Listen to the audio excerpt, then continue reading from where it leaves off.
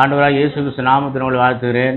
யாக்கோபு 1:3 வாசிக்கிறோம். விசுவாசம். முதலாவது நமக்கு விசுவாசம் வேண்டும் என்று ஆண்டவர் விரும்புகிறார். அந்த விசுவாசம் என்பதை ஒரு பரீட்சையாக தேவன் வைத்திருக்கிறார். உலக பிரகாரமான பரீட்சை பார்த்தீங்கன்னா உலகத்தில் பாடம் சொல்லிக் கொடுத்து அதுக்கப்புறம் பரீட்சை வைத்து அந்த பாடம் தேர்வார்கள் என்று உலக பிரகாரமான படிப்புல சோதிக்கப்படுகிறத பார்க்கிறோம். ஆனால் ஆண்டவர் சொல்றார், உங்கள் விசுவாசத்தின் பரீட்சையானது பொறுமையை உண்டாக்கும் என்று அறிந்து. அந்த விசுவாசமானது ஒரு பரீட்சையை கொடுக்கிறது. அந்த பரீட்சையில் நாம் எப்படி இருக்க வேண்டும் என்று ஆண்டவர் விரும்பினால் பொறுமையை உண்டாகும் என்று அறிந்து கொள்ள வேண்டும். அந்த விசுவாசம் தான் நமக்கு பொறுமையை கொடுக்கிறது. அதை மிகுந்த சந்தோஷமாக எண்ணுங்கள் என்று ஆண்டவர் சொல்கிறார். ஏனென்றால் அந்த விசுவாசம் தான் நமக்கு பரீட்சை. அந்த பரீட்சை தான் நமக்கு சந்தோஷம். அந்த சந்தோஷத்தை நாம் பொறுமையாக ஏற்றுக்கொள்ளும் பொழுது நாம் வர வர விருத்தி அடைவோம், வர வர தகுதி அடைவோம். ஆண்டவர் நமக்குள் இருக்கிறது நாம் எல்லாரும் மற்றவர்கள் காணத்தக்கதான அந்த விசுவாசத்தின் பரீட்சை தான் நமக்கு ஒரு பரீட்சையாக இருக்குது என்று பார்க்கிறோம். அந்த பரீட்சையை நாம் பாஸ் பண்ண வேண்டும். கற்றுக் கொடுத்திருக்கிற அந்த விசுவாசத்தை பாதுகாக்க வேண்டும். அதை சந்தோஷமாக எண்ண வேண்டும் என்று ஆண்டவர் விரும்புகிறார். ஏன் இப்படி நடந்தது, ஏன் இப்படி வருது, இப்படி எல்லாம் இருக்குதே அப்படின்னு நம்ம எக்காரணத்தை கொண்டு நம்ம அதை